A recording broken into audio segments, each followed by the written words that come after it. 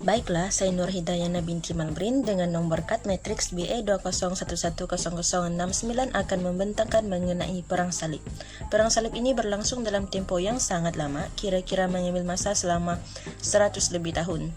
Perang Salib ini bermula antara tahun 1096 dan berakhir pada tahun 1291.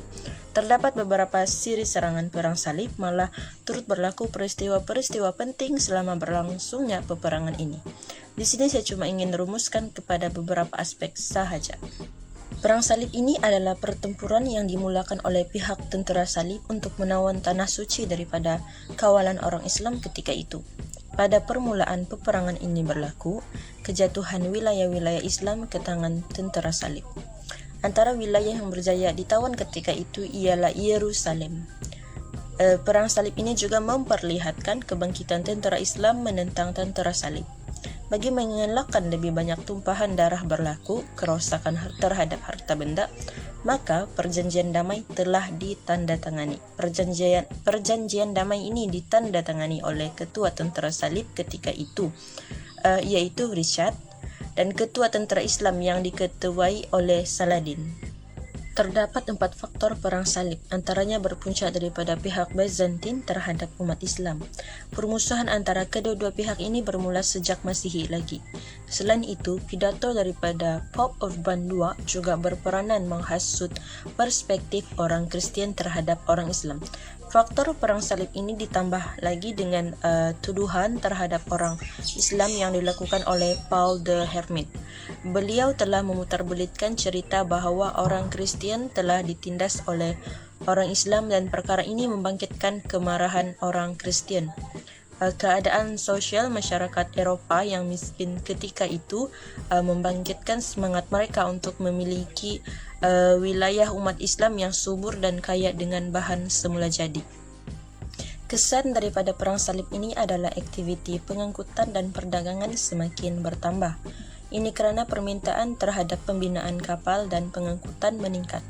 Perang salib ini juga menimbulkan minat untuk menjelajah dalam kalangan masyarakat Eropah. Penguasaan Yahudi terhadap rantau ini secara rasmi dinyatakan bermula dari pengisytiharan Israel sebagai sebuah negara pada 14 Mei 1948. Pelbagai kaedah yang telah digunakan oleh Israel terutama sekali untuk merampas Jerusalem Timur, di mana tempat tersebut merupakan kawasan terletaknya Masjid Al-Aqsa dan Quba Al-Sakhra. Seluruh penduduk Arab yang berada di Palestin mendapat kesan yang sangat pedih, di mana mereka dihalau keluar dari tempat tinggal mereka sehingga mereka terpaksa tinggal di kem-kem pelarian seperti di Mesir, Lubnan, Jordan dan Syria. Pada Jun 1967, Israel telah memenangi perang 6 hari sehingga mereka berjaya menakluk dan memerintah Jerusalem Timur. Oleh itu, Baitul Maqdis dan Masjid Al-Aqsa telah berada dalam cengkaman Israel secara perundangan dan politik sehingga ke hari ini. Hasil dari penjajahan Israel, Palestin telah menghadapi pelbagai peristiwa yang mengakibatkan seluruh umat Islam berduka.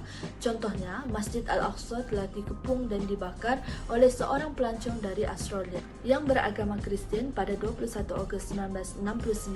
Hal ini berlaku disebabkan sekatan kemasukan ke Masjid Al-Aqsa hanya dikenakan kepada masyarakat Islam sahaja. Kerakusan Israel telah menyebabkan rakyat Palestin bangkit dari ditindas secara berterusan. Intifada telah bangkit sehingga tahun 1993 sehingga termeterainya perjanjian Oslo bagi meredahkan kemarahan rakyat Palestin.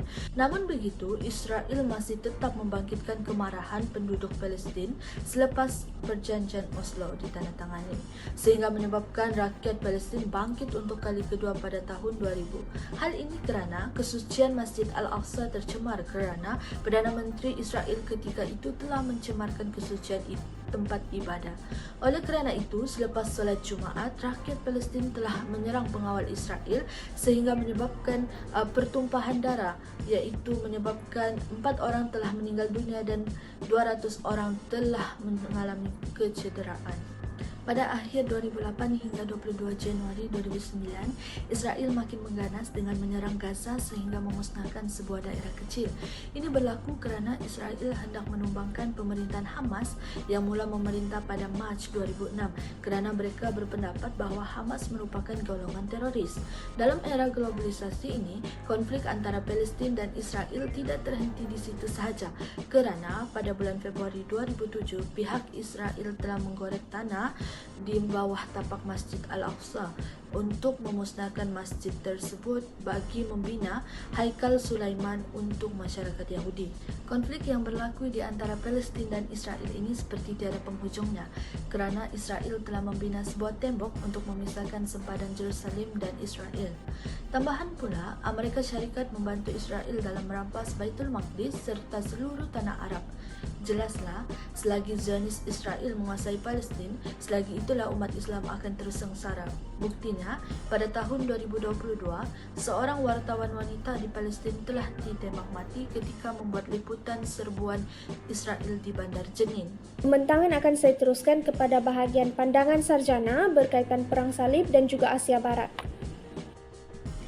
Telah terbentuk satu bab penting dalam sejarah Barat dan juga Timur yang berbeza tetapi saling berkaitan apabila berlakunya Perang Salib sekitar 3 abad yang lalu.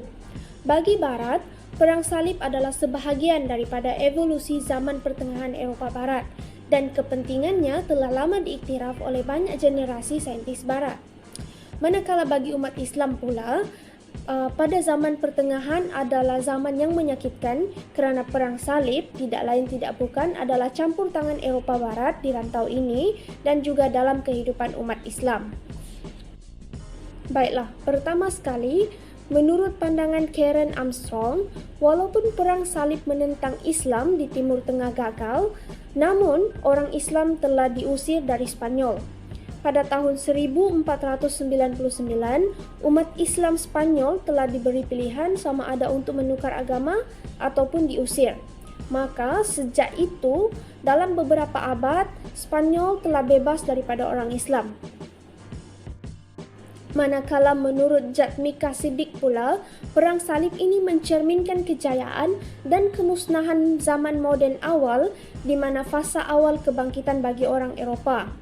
Perang Salib dilihat secara meluas sebagai permulaan kebangkitan Eropah dan kekalahan bagi dunia Islam.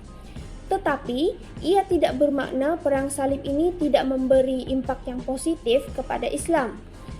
Perang Salib ini pada abad ke-12 Masihi memberi sisi positif kepada umat Islam apabila berlakunya pertukaran antara tradisi Barat dan juga Timur. Sebagai contoh, penggunaan rempah ratus dari setiap negara. Import fabrik dari negara-negara Islam juga telah menyumbang kepada perdagangan antarabangsa. Selain itu, Mesir dan juga Syria telah berfungsi sebagai lalu lintas perdagangan antarabangsa. Maka, ini telah memberi kekayaan yang melimpah kepada kerajaan dan juga rakyat. Seterusnya, menurut pandangan Abdul Karim pula, tenaga yang terkuat semasa Perang Salib telah menyebabkan sebuah khalifah Islam iaitu Abbasiyah di Baghdad tidak mempunyai kuasa untuk menentang serangan yang datang daripada Mongol pada tahun 1253 oleh Hulagu Khan. Oleh hal yang demikian, segala kemegahan, keindahan dan kehebatan Baghdad yang mula dibina oleh Khalifah Al-Mansur kini hanya tinggal kenangan. Segala-galanya bagaikan dihanyutkan oleh sungai Tigris setelah kota itu dibakar oleh bangsa Mongol yang dipimpin oleh Hulagu Khan pada tahun 1258 Masihi. Kemudiannya, menurut pandangan Wayne Bartlett pula, dalam bukunya The Crusade and Illustrated History, tampil sebagai akaun semasa Perang Salib yang kukuh. Daripada pengenalan, adalah jelas bahawa Bartlett terlalu menyedari sensitiviti moden yang dikelilingi oleh istilah Perang Salib dan berpendapat bahawa pengajaran terbesar Perang Salib adalah intoleransi melahirkan sikap tidak bertoleransi. Selain itu, menurut Jonathan Ryle Smith pula, dalam bukunya The Crusades, Christianity and Islam, berpendapat bahawa perang salib adalah bukan ledakan kebiadaban yang tidak difikirkan, tetapi ia dianggap sebagai wajar secara teologi oleh masyarakat yang merasakan dirinya terancam. Dia berhujah dan mempertahankan perang salib bahawa adalah sukar untuk memahami keamatan, keterikatan yang dirasakan untuk tempat-tempat suci di Baitul Maqdis. Kebimbangan yang ditimbulkan oleh ajaran sesat dan serangan fizikal ke atas gereja dan ketakutan orang barat terhadap penceroboh muslim. Sekian daripada saya, pembentangan akan diteruskan oleh rakan seterusnya. Terima kasih. Manakala menurut Roche 2021, terdapat segelintir pihak yang bertindak mengaplikasikan kejadian perang salib pada zaman moden kini dengan mengaitkannya dengan budaya yang walaupun tidak merangkumi naratif mengenai perang salib tersebut secara keseluruhan. Hal ini dikatakan demikian bermaksud terdapat naratif yang tidak pasti sumbernya yang dianggap sebagai pendapat yang benar dan menggunakan budaya terkenal yang dianggap sebagai sahih sebagai kenyataan yang benar mengenai sesuatu perkara. Hal ini boleh dilihat melalui beberapa golongan berpengaruh yang mengatakan bahwa kawasan Palestina merupakan tanah milik golongan Yahudi pada hari ini berikutan penyerahan sebagian daripada kawasan tersebut semasa penjajahan British. Hal ini menunjukkan naratif mengenai kawasan Palestina merupakan milik golongan Yahudi diserapkan dalam budaya setengah golongan Yahudi, sehingga kini yang dapat dilihat melalui keganasan dan konflik keterusan yang tercetus akibat ingin menawan semula Palestina. Manakala menurut Salas 2022 pula, dalam artikelnya The Military Orders, The Muslim World and the Dilemmas of Conviviality, Connected History as the Critical Approach to the History of the Crusades mengatakan bahawa dalam kajiannya terdapat beberapa pengkaji Israel yang menilai hubungan Israel dengan negara jirannya dan penduduk Islam dalam wilayah yang ditutupnya berkaitan dengan masa silam seperti peristiwa perang salib sering dijadikan sebagai sumber yang mempunyai berkaitan dengan masa kini. Hal ini merujuk kepada semangat nasionalisme dan semangat menyebarkan agama dan pengaruh dalam apa jua kaedah yang seperti yang dilakukan oleh golongan Latin semasa peristiwa perang salib patut dijadikan contoh untuk menawan semula kawasan yang dianggap sebagai milik golongan Yahudi. Hal ini menunjukkan terdapat beberapa golongan pengkaji dan masyarakat Yahudi yang berpendapat kaitan mengenai penawanan sebagian kawasan Palestina patut dilaksanakan semula kerana menganggap bahawa kawasan Palestina tersebut sebetulnya milik golongan Yahudi. Di sini saya akan membentangkan pandangan kita berkaitan kerelevanan perang salib dalam situasi konflik masa kini di Asia Barat.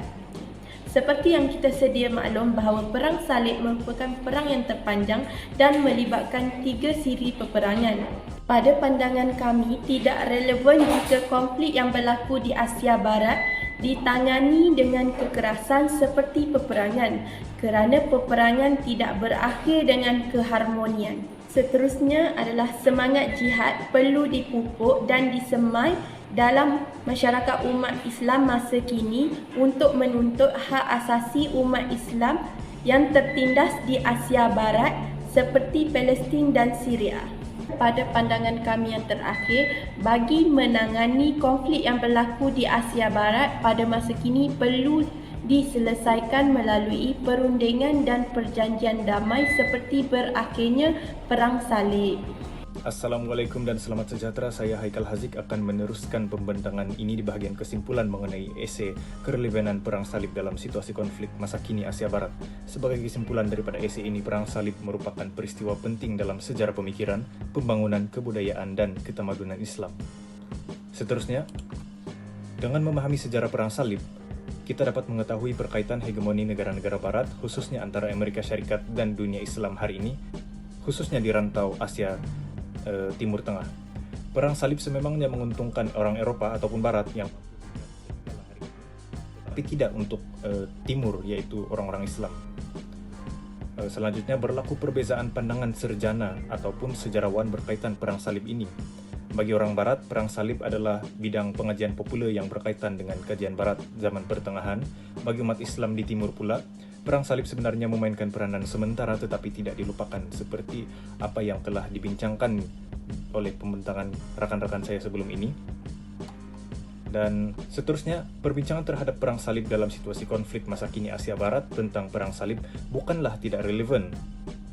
Ianya telah dijadikan relevan berdasarkan retorik anti-Islam rakyat dan kerajaan di Barat yang konsisten.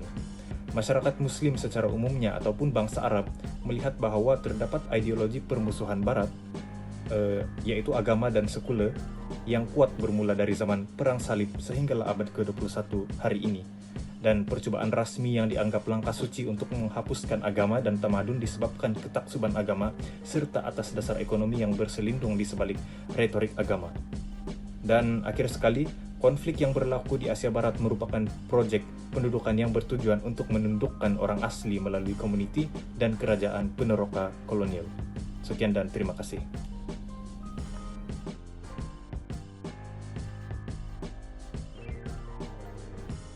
Assalamualaikum dan salam sejahtera. Saya Nur Hidayana Malbrin, wakil daripada kumpulan 7 akan membentangkan hasil artikel kumpulan kami. Terlebih dahulu, saya mulakan dengan pengenalan. Artikel yang kami pilih ini bertajuk Rethinking the Impact of the Crusade on the Muslim-Christian Thought and Development, hasil tulisan Muhammad Yasin Gada. Dalam artikel ini, penulis menyatakan beberapa kesan yang berlaku selepas Perang Salib. Seperti yang kita tahu, sehingga kini Perang Salib ini bukan hanya memberi kesan terhadap orang Kristian, malah umat Islam juga turut terkesan. Baiklah, dalam pembentangan ini saya akan kupaskan satu persatu kesan selepas Perang Salib ini. Pertama, Perang Salib ini memberi kesan terhadap dunia Islam zaman pertengahan. Hal ini kerana pada mulanya umat Islam tumpas ke dalam tangan tentera salib disebabkan berlaku beberapa masalah dalaman dalam kalangan umat Islam. Namun bagi umat Islam, kekalahan tentera mereka ini adalah permulaan kepada titik tolak penentangan terhadap tentera salib.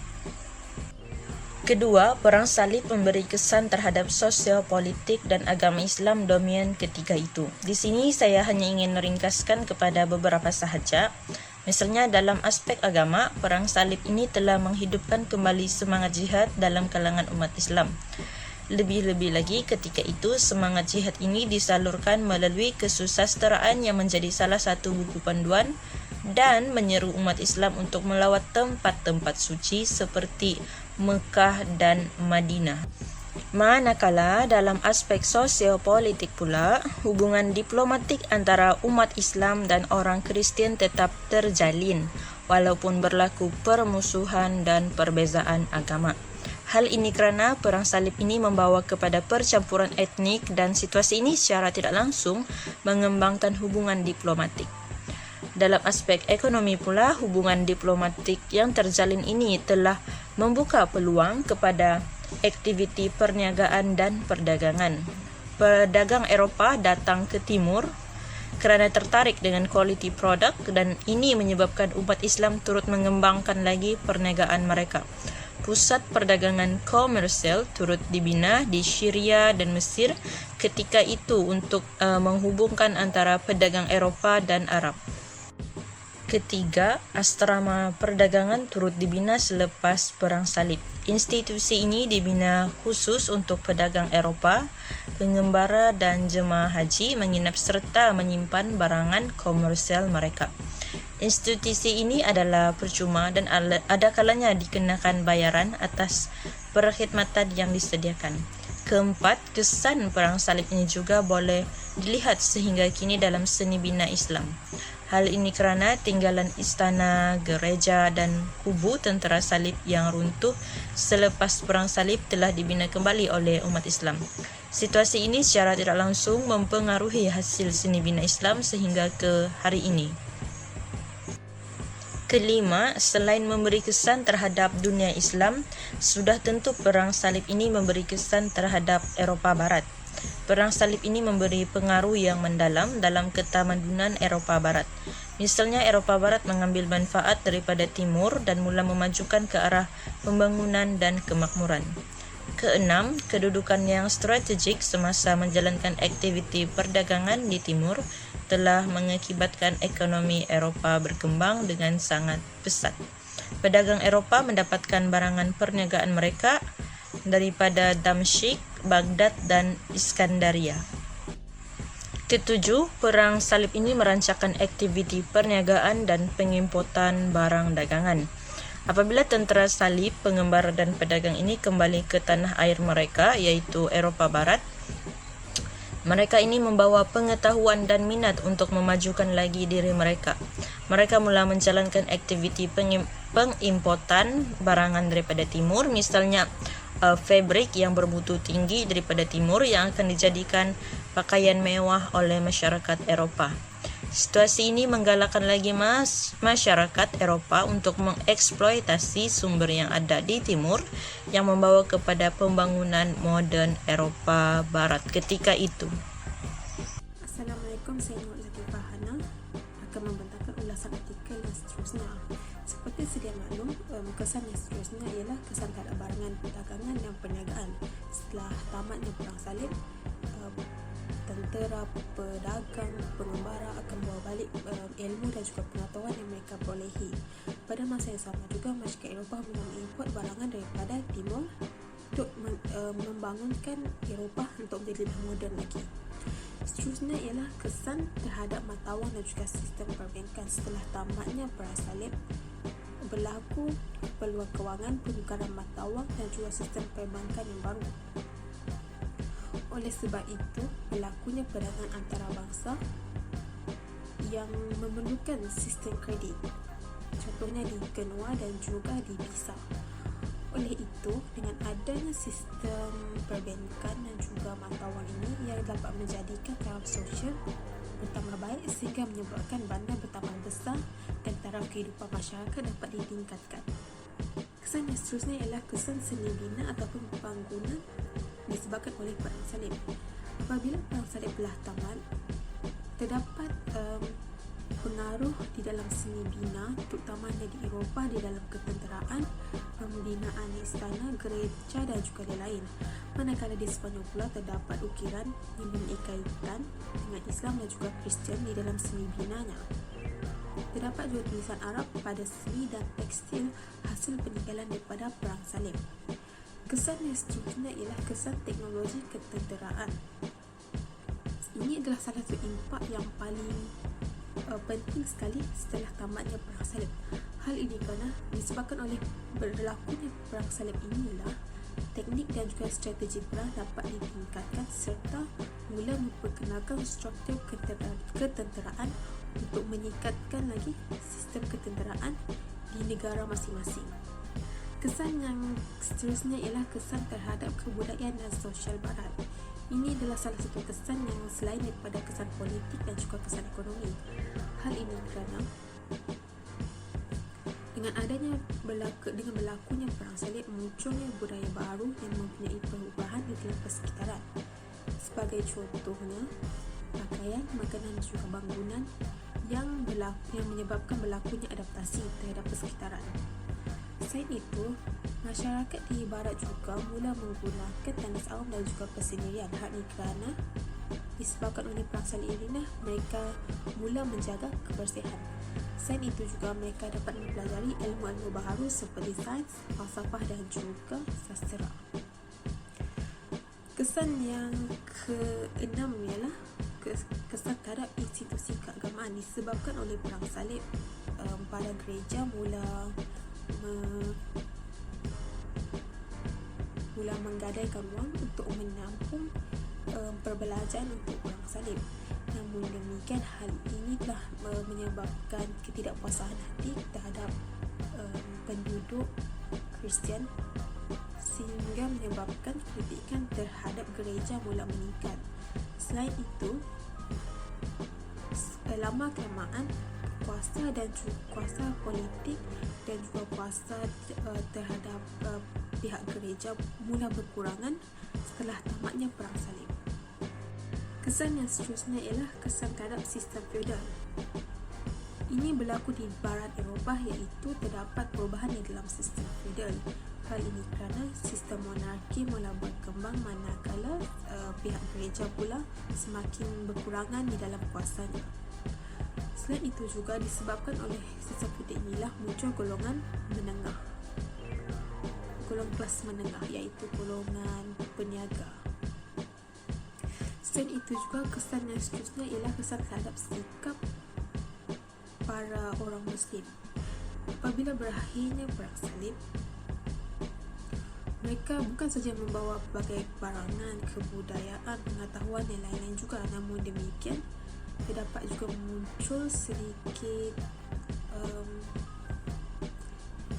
masalah yang timbul terhadap orang Muslim kerana imej orang Muslim mula tercela apabila mereka dipanggil sebagai orang asing dan juga orang jahat. Imej terhadap orang Muslim juga jatuh apabila Jerusalem jatuh pada orang Muslim ataupun orang Islam. Kesimpulan yang boleh kita dapati daripada perang salib ini ialah terdapat kesan positif dan juga kesan negatif. Kesan negatifnya ialah ia dapat kesan terhadap perang salib ialah berlakunya kemusnahan barangan, mula berasa meningkatkan rasa kebencian antara Kristian dan juga Muslim, dan juga banyak kehilangan nyawa disebabkan oleh berlakunya perang. Ianya adalah perkara yang tidak dapat dielakkan kerana apabila berlakunya perang semestinya golongan yang kehilangan nyawa akan meningkat. Pada masa yang sama juga, disebabkan oleh perang salib inilah terdapat hubungan antara masyarakat daripada pelbagai etnik dan juga agama yang berbeza. Selain daripada itu, berlakunya perkembangan ilmu perdagangan antara timur dan juga barat, selain daripada silibina dan juga kesusadaraan. Perang salib inilah yang menjadi titik tolak yang menyebabkan berlakunya perubahan antara timur dan juga barat. Kerana disebabkan oleh perang salib ini jugalah Eropah berubah daripada zaman reformasi dan pembangunan moden. Itu saja daripada kumpulan kami. Sekian, terima kasih.